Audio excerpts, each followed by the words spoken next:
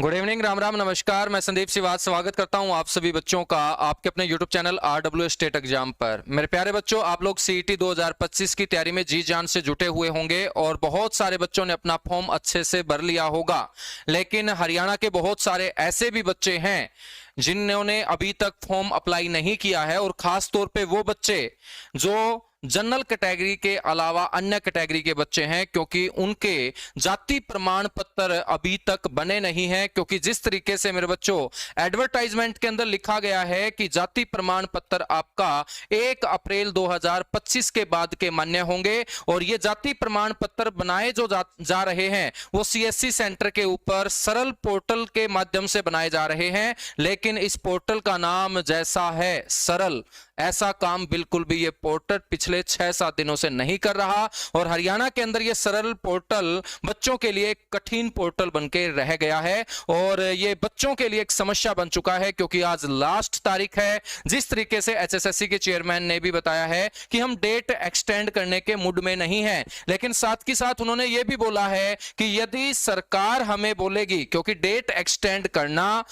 ये हमारे हाथ में नहीं है बल्कि सरकार के हाथ में है, और सरकार यदि डेट एक्सटेंड का बोलेगी तो हम जो है आपके लिए डेट एक्सटेंड कर देंगे। तो यहां पर सीधी सीधी जो है मेरे बच्चों वो हरियाणा सरकार की तरफ सुई घूम चुकी है, और सारे के सारे बच्चे जो है ना वो वेट कर रहे हैं कि कब HSSC चेयरमैन या सरकार का नुमाइंदा ये बोल देगा कि आपको बच्चों परेशान होने की जरूरत नहीं है, आप लोगों के लिए हम फॉर्म की जो डेट है वो एक्सटेंड करने वाले हैं। तो बहुत सारे बच्चे परेशान हैं, और इसी परेशानी के अंदर वो बच्चे भी शामिल हैं जिन्होंने फॉर्म तो अप्लाई कर दिया, लेकिन जल्दबाजी में कोई ना कोई मिस्टेक उनसे हो गई, और मेरे बच्चों गलती होने के बाद वो बच्चे भी टेंशन में हैं। क्योंकि हरियाणा के अंदर जो CET आया है वो 3 साल के बाद उसने दर्शन दिया है। 2022 के बाद मेरे बच्चों 2025 के अंदर हमें CET फार्म भरने का एक मौका मिला है, और 3 साल के बाद यदि मौका आया है, और इसी मौके की बदौलत, इसी फॉर्म की बदौलत हम बच्चों ग्रुप C और ग्रुप D की नौकरी आगे हरियाणा में कर सकेंगे। क्योंकि हरियाणा में ग्रुप C और ग्रुप D की नौकरी लगने का जो पहला चरण है ना, वो आपका ये CET फॉर्म ही होने वाला है। तो बच्चों के बहुत सारे कॉल आ रहे थे, मैसेज आ रहे थे कि सर इस समस्या का समाधान जो है ना वो हमारा करवा दीजिएगा। तो मेरे बच्चों इस समस्या का समाधान कोई अकेला आदमी नहीं बल्कि हम सबको मिलकर निकालना पड़ेगा, और सरकार के सामने हमें रिक्वेस्ट करनी पड़ेगी कि हरियाणा के इन बच्चों जो आप सरकारी नौकरी देना चाहते हैं मेहनत के बलबूते, बिना पर्ची बिना खर्ची के, तो इन बच्चों की जो समस्या है ना उसका सॉल्यूशन भी सरकार को देना चाहिए। तो मेरे भाई डेट एक्सटेंड होने के कितने चांस है इसके बारे में बात करेंगे। जिससे फॉर्म में गलती हो गई तो वो करेक्शन पोर्टल के लिए आवाज उसने उठानी शुरू कर दी है कि सर करेक्शन पोर्टल जो है वो कब खुलेगा, और जिनके फार्म अभी तक नहीं भरे गए हैं वो क्या करे, क्योंकि वो इंतजार कर रहे हैं कि यार 1-2 घंटे के अंदर यदि हमें मिल जाए ना कि भाई एक्सटेंड होगी तो हम अपना जाति प्रमाण पत्र जो है ना वो अपलोड कर देंगे 1-2 दिन में बनवा के। लेकिन यदि डेट एक्सटेंड नहीं हुई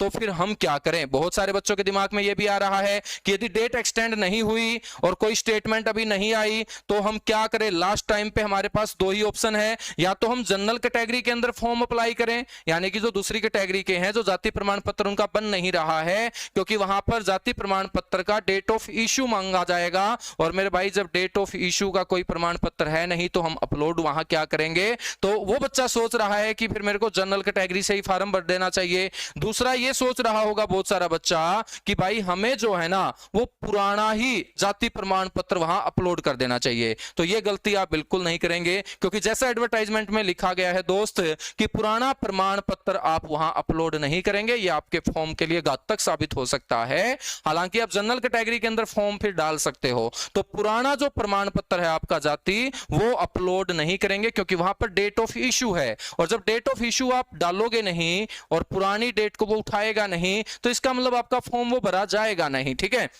तो बहुत सारे समस्या हैं। देखिएगा जिस तरीके से सरकार ने मेरे भाई यहां समय दिया 14 से 15 दिन का, और 14 से 15 दिन में भी साइट जो है ना वो अच्छे से नहीं काम की, साथ ही साथ सरल पोर्टल पिछले 4-5 दिन से कठिन पोर्टल बन के रह गया। तो ये सारी की सारी गलतियों का खामियाजा क्या हरियाणा का बच्चा भुगतेगा? नहीं, पहले सरकार को सारा का सारा सिस्टम अच्छे से करना चाहिए था, साइट में कोई इश्यू नहीं आना चाहिए था, सरल पोर्टल के ऊपर जो फटाफट है ना वो उनके डॉक्यूमेंट बन जाने चाहिए थे। तो शायद मेरे को भी ये वीडियो बनाने की जरूरत जरूरत नहीं थी। और मेरे जैसे बहुत सारे भाइयों ने ये वीडियो बनाई है, हरियाणा के बच्चों के लिए आवाज उठाई है कि भाई हर बच्चे को मौका मिलना चाहिए, हर गरीब घर का बच्चा जो है उसको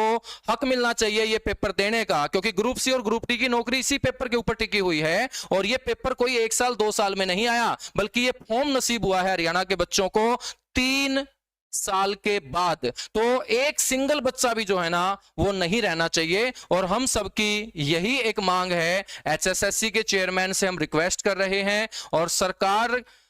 से रिक्वेस्ट कर रहे हैं, मुख्यमंत्री माननीय नायब सिंह सैनी बिल्कुल बच्चों के हित में हमेशा से फैसला लेते हैं। एचएसएससी की मैं बात करूं या मुख्यमंत्री की बात करूं, तो मुख्यमंत्री के पास यदि ये बात पहुंच जाएगी कि हरियाणा का बच्चा इस तरीके से परेशान है और हमारी बदौलत परेशान है, क्योंकि सरल पोर्टल जो है वो सरकार का है और सरल पोर्टल सरकार का है, वो काम नहीं कर रहा 4-5 दिन, तो कम से कम उतना दिन का तो समय मिलना चाहिए जितने दिन वो साइट काम नहीं की, जितने समय